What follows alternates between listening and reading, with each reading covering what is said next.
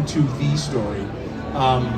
And I think it taught me a lot about humanizing events and humanizing stories, because that's essentially what fiction stories are. It's like we are putting you in someone's shoes. We are putting you in someone's life, even if it's a silver alien in the Marvel Universe.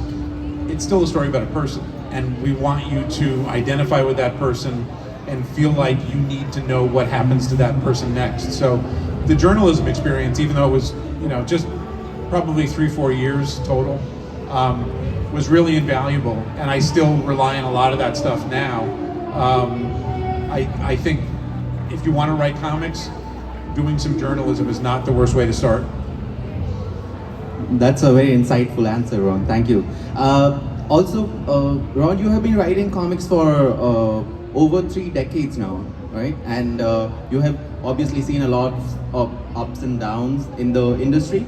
So I wanted to ask you, what changes do you see back when you were starting out as a writer, and what kind of difference is there now in the current comic book scene?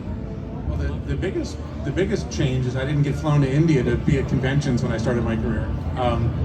I just think overall the biggest change is that comic culture, what was just a very niche, like when I was a kid, you didn't read comics on the school bus or anything like that because the other kids made fun of you. It was sort of a secret thing that you did with maybe a couple other friends, but it was not common. It was not, it was not this by any means.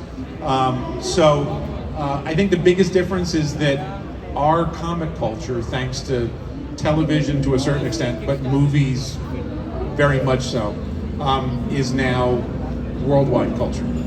The rest of the world has caught up with the kind of stories that we were telling in comics for decades, right? We were telling the sort of stories that you could only get on that page because there was no credible way to present that on a movie screen.